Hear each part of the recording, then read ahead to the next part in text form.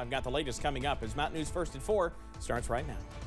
Dedicated to Eastern and Southern Kentucky, this is WYMT Mountain News First at 4. Good afternoon, I'm Steve Hensley. First at 4, one man is dead after an officer-involved shooting in Harlan. Police say the shooting happened overnight at the Housing Authority on Kelly Street. 2 officers with Harlan City Police arrived at the scene after receiving a call about a domestic violence incident. Once the officers confronted the suspect, state police say the man posed an immediate threat to them, so they opened fire. An altercation had taken place when the officers arrived at the scene, and at that point the officers had felt an immediate danger threat from the male individual.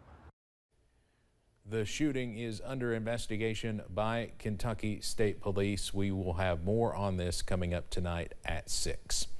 Across the country, people are beginning to feel the impacts of the climate crisis on their lives, work, health, and property. Parts of Appalachia are also facing the immediate effects of the climate crisis.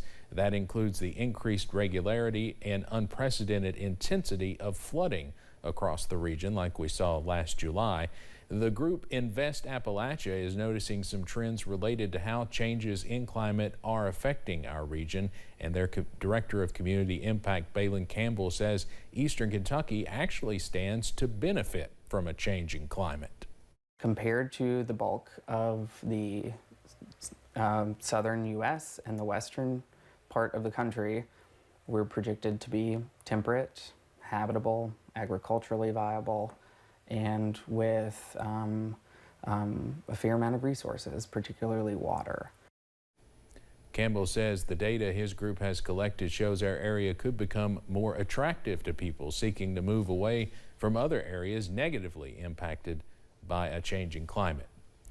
Today, the Perry County Public Library hosted a special guest to kick off summer reading. Daniel Tiger. Kentucky Educational Television, or KET, is traveling through the Commonwealth with Daniel Tiger from PBS Kids. Daniel was there to greet kids as they entered the Kentucky Reptile Zoo show in the library's auditorium. This is just one of the many activities the library has planned for the summer. Especially this year, post-flood, we're hoping to get back to some normalcy. Post-COVID, post-flood, so much has went on, and the kids need that stability. They need some normalcy. So we planned an entire summer reading. We normally just do the month of June, but this year we're doing June into July. So we're hoping that there's something for every child out there. Every Friday at 1, the library will host Story Time, followed by a Fridays with Friends movie every week at 3. Not a bad afternoon out there. Plenty of warmth, plenty of sunshine, and also plenty of wildfire smoke. Yeah, not from around here though, but it is, like we were talking about last week, from the Great White North, except not what you would imagine. We'll talk about that in a little bit later on, but you see that smoke, that haze just kind of hanging over the region from our camera at Buffalo Mountain, 81 degrees there. You can really see it in Pikeville at 78 there, the current temperature from our Pikeville Medical Center cameras. So we remain mild through the region. How about low to mid 80s? Manchester, London, Irvin, all at 85 right now. Plenty of 84s there south of the Highway 80 Hal Rogers Parkway corridor.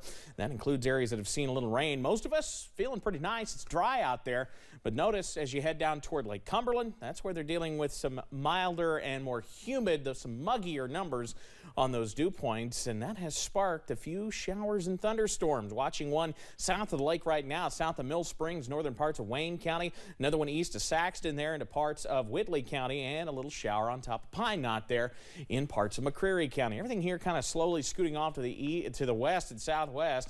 So if you're headed out for maybe got some extra burgers and dogs from the weekend you got to get rid of, I'd say tonight's a pretty good night to do it. Maybe a little stray chance in the early evening, but we drop those chances as we head closer to the low 80s as we head towards sunset. Steve, I'll have the very latest, though, on when we see potential for some more showers in the forecast in a few minutes. All right, Evan, thank you. The governor of Florida is facing some more criticism today. This time, it is from the Attorney General of California, a Democrat. Florida Governor Ron DeSantis is said to have flown more than a dozen asylum seekers to Sacramento with no money or belongings. Now California's Attorney General is ordering an investigation. Steve Large has more on that. We believe that the state of Florida, Governor DeSantis is behind it. Governor DeSantis has demonstrated his pettiness, his lack of substance, his xenophobia. Attorney General Rob Bonta blasting Florida Governor Ron DeSantis. And his willingness to treat human beings, people, as political pawns. It's wrong, and we are getting to the bottom of it. Bonta says 16 asylum seekers were flown into Sacramento Friday on a private jet from Texas by a Florida state contractor, a company called Vertol Systems. They've hired Vertol Systems, the state of Florida has, to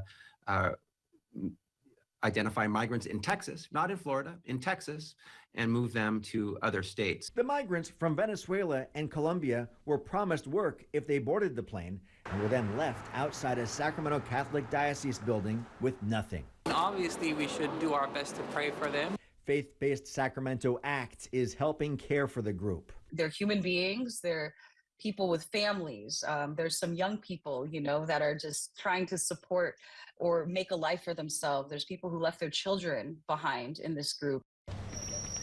In 2022, DeSantis claimed credit for flying a group of migrants from Texas to Martha's Vineyard using the same contractor, a political statement against Democratic states he viewed as anti-immigration reform.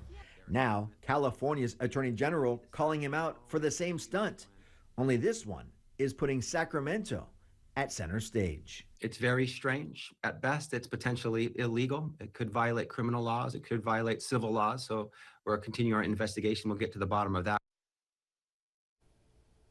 DeSantis' office did not respond to requests for comment. The United States is investing millions of dollars to fix dangerous intersections where trains and cars meet. The Transportation Department announced it is spending $570 million to replace, improve, or study grade crossings. The funds will go toward 34 projects. None are in Kentucky. Federal officials say these improvements could reduce some 2,000 train vehicle collisions per year. The funding would also help reduce congestion at intersections where trains block traffic. Trains were back on track early Monday in India. That's after at least 275 people were killed in one of that country's deadliest train accidents. Nearly 1,200 people were also injured when a passenger train hit a stationary freight train, jumped the tracks, and hit another passenger train passing in the opposite direction near the district of Balasore. Officials with state-run Indian Railways says it transports more than 13 million people every day. Off the coast of China, the United States Navy says a Chinese ship cut closely in front of a U.S. Navy ship Saturday. Military leaders say the Chinese warship crossed the U.S. ship's path at less than 150 yards away. The Navy has released video of the incident, which they are calling an unsafe maneuver. The Navy says it happened in the Strait of Taiwan. It is the second major provocation by China's military in the span of 1 week.